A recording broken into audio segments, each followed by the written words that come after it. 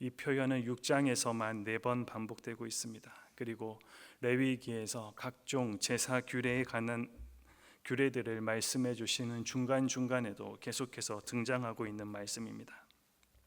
어떻게 보면 좀 형식적으로 보이고 또 별로 필요 없어 보이는 이 표현이 반복되고 있는 이유가 무엇입니까? 그것은 모세를 통해서 선포되는 이 제사법이 사람의 말이 아니라 하나님의 말씀임을 강조하여 백성들로 하여금 순종하게 하려는 것이었습니다. 다시 말해 들어도 되고 듣지 않아도 되는 것이 아니라 무조건 들으면 순종해야 하는 절대적인 하나님의 말씀임을 강조하기 위해서라는 사실입니다. 현대를 살아가는 우리에게 왕과 왕국이라는 단어는 잘 사용되지가 않는 단어입니다. 그래서 때로는 이해하기가 쉽지가 않습니다. 구약의 이스라엘 역사는 왕과 왕국에 대한 기록이기에 고대의 왕과 왕국에 대한 이해가 없이는 하나님께서 말씀하신 하나님 나라의 법을 우리는 올바로 깨달을 수가 없습니다. 고대의 왕국의 왕의 말, 왕의 명령은 곧 그 나라의 법이 되었고 왕의 입에서 나온 모든 말은 그대로 시행되어야 했습니다. 그러므로 왕의 성품은 나라의 법이 제시하는 의를 측정하는 기준이 되었습니다. 그렇기에 법을 어기는 것은 궁극적으로 법안에 담겨져 있는 왕의 성품을 위반하는 것이 되고 말았습니다. 하나님께서 하신 모든 말씀은 하나님 나라의 법이며 그 법에는 하나님의 성품이 담겨져 있습니다. 우리가 잘 알고 있듯이 히브리어로 죄짓다를 의미하는 하타는 표적을 빗나가다라는 의미를 가지고 있습니다. 하나님의 원래 계획과 목적에서 빗나가는 것, 말씀이신 하나님의 법에 순종하지 않으므로 그 안에 담겨 있는 하나님의 거룩한 성품에 이르지 못하는 것이 죄입니다. 하나님의 형상대로 지어진 사람이 하나님의 의로운 성품에 이르지 못하는 것은 하나님께서 뜻하신 목적대로 간역을 맞추지 못하고 빗나가게 된 것이기 때문입니다. 오늘 묵상을 시작하며 저와 여러분의 삶의 원칙도 하나님의 생각대로 하나님의 뜻대로 하고 있는지를 우리는 점검해 보아야 하겠습니다. 우리는 하나님의 영광이신 예수 그리스도와 같이 신의 성품에 참여하는 장성한 아들들로 또 온전히 회복되고 변화되기까지 하나님의 법을 온전히 따라 살아야 하기 때문입니다. 지금까지 묵상한 레위기 1장에서 5장은 하나님의 백성이라면 예배자로서 또 제사를 드리는 사람으로서 하나님께 나아올 때 어떻게 제사를 드려야 하는가라는 것에 집중을 하고 있었습니다. 반면 6장과 7장은 그것을 하나님께 드리는 제사장들의 직무, 제사장들이 알아야 할 것과 기억해야 할 것에 초점을 맞추어 가고 있습니다. 오늘은 어제에 이어 소제와 그리고 속죄제에 관련한 말씀입니다. 우리들에게 무엇을 기억하라라고 말씀하고 계십니까? 먼저 소제입니다. 소제는 곡물 또는 고운 가루를 태워 하나님께 드리는 제사라고 우리는 레위기 2장을 통해서 알고 있습니다. 소제와 관련된 규례는 2장에 자세히 기록되어 있었습니다. 그런데 오늘 본문에는 2장에 나와 있지 않던 내용들이 등장하고 있는데 그것은 바로 제사장의 소제라는 것입니다. 구약 시대의 제사장은 어떤 사람들이었습니까? 하나님의 백성 사이를 중보하는 중보자였습니다. 그들의 죄를 하나님께 고하고 또 용서를 구하는 자였고 하나님의 백성들을 위해 기도하는 자들이었습니다. 그래서 이 제사장들이 이스라엘 백성들을 대신해서 제사를 드렸던 것이었습니다. 그런데 거기서 끝나는 것이 아니라 하나님께서 말씀하십니다. 제사장들도 그들의 소제를 드려야 한다. 오늘 본문은 그렇게 이야기합니다. 언제 그 소제를 드려야 합니까? 20절 말씀에 아론과 그의 자손이 기름 부음을 받는 날에, 쉽게 얘기하면 제사장으로 임직받는 날부터라는 의미를 가지고 있습니다. 그 임직받는 날부터 하나님의 제사장들은 하나님 앞에 소제를 드려야 한다라는 것이 하나님의 뜻입니다. 그런데 제사장 자신들이 드리는 소제와 백성들이 드리는 소제에는 차이점이 있었습니다. 23절에 보니 제사장의 모든 소제물은 온전히 불사르고 먹지 말지니라. 분명 어제 본문인 16절에서는 한 움큼 기념물 외에는 모든 나머지는 제사장들에게 돌아간다라고 말씀하셨습니다. 그런데 오늘 23절에서는 제사장들이 자신의 삶을 위해 드리는 제사는 그 어떤 부분도 나눠줄 수 없고 모든 것을 하나님 앞에 불살라야 한다라고 말씀하고 있습니다. 그 이유가 무엇입니까? 백성들의 소재의 나머지는 하나님께서 제사장들에게 주셨습니다.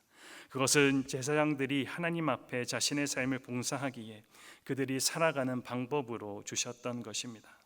그런데 그러한 그들일지라도 자신들의 삶 속에 소재를 드릴 때에는 자신들에게 돌아오는 분깃이 없다 말씀하십니다. 다른 제물은 자신들의 봉사의 대가로 하나님께서 공급하시는 것이지만 위임식은 자신들을 위한 봉사이기 때문에 다 하나님께 드리도록 했던 것입니다. 소재가 다른 제사와 다른 점이 있다면 다른 제사와 함께 드려지거나 혹 그 소재를 통해 마음을 나누는 것은 어떤 죄의 용서보다는 용서받는 것에 대한 감사와 기쁨과 찬송의 의미가 들어가 있습니다. 이것은 제사장이 구약시대 하나님의 기름 부음 받은 종으로서 그 누구보다도 기쁨과 찬송이 그의 삶 가운데 끊임없이 묻어나와야 한다라는 것입니다. 그리고 다른 사람들에게 믿음의 본을 보여야 한다라는 것입니다. 그렇다면 오늘 말씀은 제사장들, 즉 이 땅을 살아가는 교육자들에게만 해당되는 말씀입니까? 예수님께서 십자가에 운명하실 때 지성소의 휘장이 위에서부터 아래로 찢어졌다라고 기록되어 있습니다. 이것이 무엇을 의미하고 있습니까? 베드로가 그 의미를 다음과 같이 설명합니다. 베드로전서 2장 9절입니다. 그러나 너희는 택하신 족속이요 왕 같은 제사장들이요 거룩한 나라요 그의 소유가 된 백성이니 이는 너희를 어두운 데서 불러내어 그의 기이한 빛에 들어가게 하신 이에 아름다운 덕을 선포하게 하려 하심이라. 신약 시대를 사는 저와 여러분이 왕 같은 제사장들로서 하나님 앞에 직접 나아갈 수 있음을 보여주는 말씀입니다. 여러분의 삶도 이 말씀에 동일하게 적용되고 있다라는 사실입니다. 제사장들을 향해 말씀하시는 이 말씀의 정신이 오늘 우리 모두에게 동일하게 적용되고 있다라는 사실입니다. 기름 부음 받은 날로부터 제사장들은 매일 하나님 앞에 소제로 나아가야 했습니다. 우리도 또한 하나님 앞에 왕 같은 제사장 백성으로서 온전히 매일 끊임없이 나아가야 하는 삶의 예배자로 살아가야 한다는 것입니다. 소제는 다른 제사와 함께 동반해서 드려야 하는 특징이 있었습니다.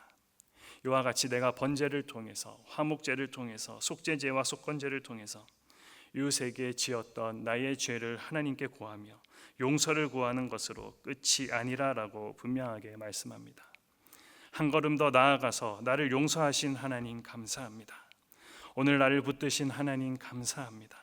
내가 오늘의 삶을 용서받은 자로서 이렇게 살아가기를 원합니다라는 결단이 이 소제에 담겨져 있습니다. 저와 여러분들은 하나님의 은혜로 구원받은 하나님의 백성입니다. 예수님이 내 안에 살아계시기에 우리에게 생명이 있고 소망이 있는 것입니다. 그것을 경험한 자들이라면 오늘 우리의 삶에도 감사와 기쁨이 끊임없이 아침 저녁으로 주님 앞에 올려드려져야 하지 않겠습니까? 오늘 이 아침 우리의 기도가 하나님께 드리는 감사와 기쁨의 소재가 되어지기를 소망합니다. 다음으로 속죄제입니다. 특히 속죄 제물에 관한 내용입니다. 24절부터 29절까지는 제사장이 먹을 수 있는 속죄 제물에 대한 내용으로, 마지막 30절은 제사장이 먹을 수 없는 속죄 제물에 대한 내용입니다. 속죄 제물을 가리키는 가장 특징적인 단어는 바로 거룩입니다. 오늘 그 짧은 본문에서도 계속해서 거룩이라는 단어가 등장하고 있습니다.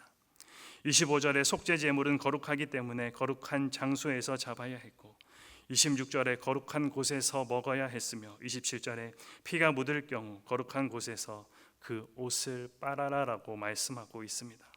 아울러서 28절에 의하면 제물을 삶은 그릇은 깨트리거나 물로 깨끗이 닦아내야 한다 말씀하십니다. 거룩하기 때문이었습니다. 거룩은 우리가 잘 알고 있는 것처럼 구별입니다. 레위기를 간통하는 핵심 주제인 이 거룩한 구별은 하나님의 말씀을 따르는 제사에서부터 시작됩니다. 곧 하나님께서는 말씀으로 제사법을 알려주셨고 그 말씀에 순종하는 구별된 행동이 곧 거룩함의 시작이요 거룩함임을 알 수가 있습니다. 우리는 예수 그리스도의 은혜로 말미암아 거룩하여졌습니다. 그럼에도 세상의 것과 섞어서 혹 그 거룩성을 훼손한다면 이것은 하나님께서 아주 경계하시는 일입니다. 여러분은 구별된 성도의 삶을 살아가고 계십니까? 우리가 받은 거룩이 세상의 것으로 때묻지 않도록 우리는 오늘도 성결한 삶을 유지하고자 힘써야 하는 것입니다. 우리를 통해 하나님의 거룩하심이, 또 거룩하신 하나님이 증거되기 때문입니다. 오늘도 우리는 이 하루라는 선물을 받았습니다. 제사장의 소재의 제물이 모두 불태워 없어지므로 그 향기를 하나님을 기쁘시게 하는 제물이 되는 것처럼, 오늘도 우리의 각자의 자리에서 우리에게 주신 건강을 가지고, 또 우리에게 주신 재능, 달란트들을 가지고 헌신을 통해 그리스도의 향기가 되어 하나님을 기쁘시게 하는 산 제물로 우리가 살아가기를 기도합니다. 그리고 그 어떤 상황 가운데에서도 하나님 말씀에 순종하며 거룩하게 살아감으로 하나님의 거룩하심이 우리의 삶을 통해 드러나는 은혜를 오늘도 우리가 잊고 살아가기를 소망합니다. 우리 아까 불렀던 찬송